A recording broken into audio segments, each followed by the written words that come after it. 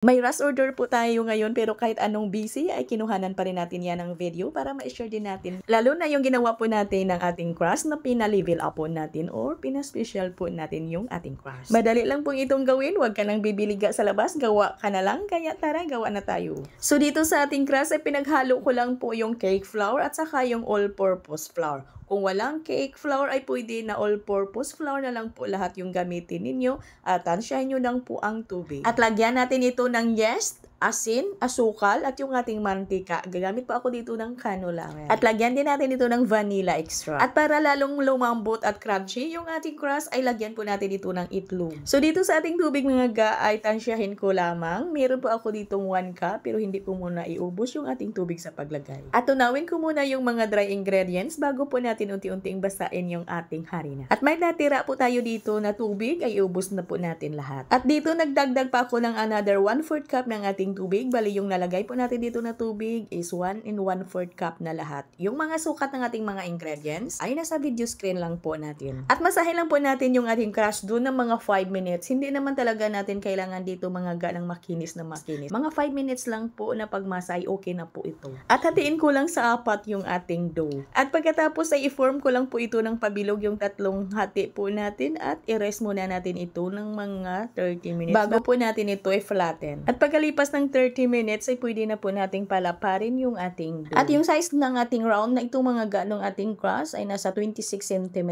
At ito'y medium sizes na po ng ating pizza pie. At i-rest muna natin ito ng 30 minutes. Bali paalsahin muna natin ito ng konti. Gawa muna tayo ng ating sauce. Gagamit lang po ako dito ng 200 grams ng ating tomato sauce at kunting mantika lang. Yung 1/4 po natin na cup ay hindi po yan na puno. At igisa na natin dito yung ating bawang at pagkatapos isunod na natin ilagay dito yung ating tomato sauce.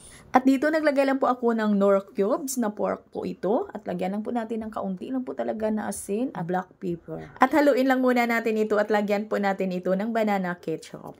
At lagyan din natin ito ng light brown sugar. At haluin muna natin ito hanggang sa ito'y medyo lumapot na. Hindi na po ako dito naglagay ng tomato paste mga ga. At pagkalipas ng 30 minutes ay umalsa na po yung ating crust. Ay pwede na po nating lagyan ng ating ginawang sauce. At sunod po natin dito ilagay yung ating mga toppings. Sa ating mga toppings, ito po yung nilagay natin, ham, mushroom, chicken hotdog, red and green bell pepper, red and white onion at yung ating cheese. At naglagay po tayo dito ng Italian pizza sauce. At i-bake natin ito mga gaseting oven na may 190 degrees Celsius sa loob ng 25 to 30 minutes.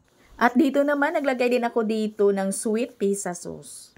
At dito naman, yung ating toppings dito ay nasa video screen lang po natin. O diba ga, madali lang pong gawin at pwede din po ninyo itong lutuin sa inyong mga kaldero ha. May video na po tayo niyan. At hanggang dito lang po yung ating video. Maraming salamat at bye-bye!